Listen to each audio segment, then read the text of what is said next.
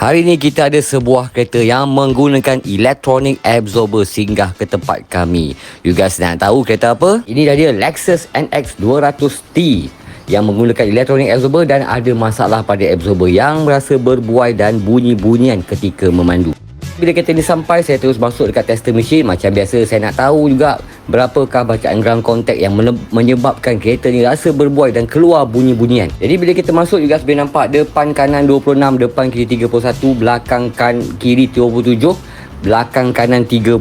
So bacaan dia memang terlalu tinggi untuk sebuah SUV. Jadi dengan bacaan macam ni, kami terus masuk dekat hoist, terus buka ke empat-empat absorber nak tengok kenapa bacaan terlalu tinggi. Dekat sini ternyata guys memang lembut. So you guys boleh nampak format kami tekan memang dengan bersahaja saja, memang terlalu lembut. Jadi oleh sebab itu kami ambil sedikit masa untuk kita refurbishkan absorber elektronik ni kepada 40% stiffer untuk kita keraskan supaya kereta ni tak berbuai dan kita maintainkan comfort pada kereta ni. A few moments later. So setelah siap, kami macam biasa kami akan minta format kami tekan yang absorber elektronik ni. So dekat sini you guys boleh nampak memang agak keras, tetapi you guys jangan risau, confirm comfort you guys takkan hilang.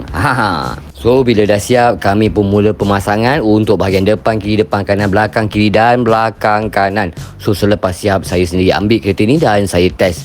So semasa saya test, saya dapat rasakan absorber ni dah berfungsi dengan baik dia dan menyerap hentak dengan baik. So selepas itu saya bawa kereta ni semula masuk dekat tester mesin untuk kita dapatkan berapakah bacaan ground contact bila kereta ni rasa stable. So dekat sini you guys boleh nampak depan kiri 14, depan kanan 15, belakang kiri 16 dan belakang kanan 18. So bacaannya di bawah 20, barulah kereta ni akan stable. So kepada you guys kat luar sana yang nak tahu lebih lanjut, nak buat checking, nak booking slot, nak tahu lebih details tentang apa yang kami buat, mudah saja you guys boleh masuk dekat link bio saya, ataupun you guys boleh roger nombor yang tertera di paparan skrin dan pastikan nombor itu sama dengan nombor link bio saya.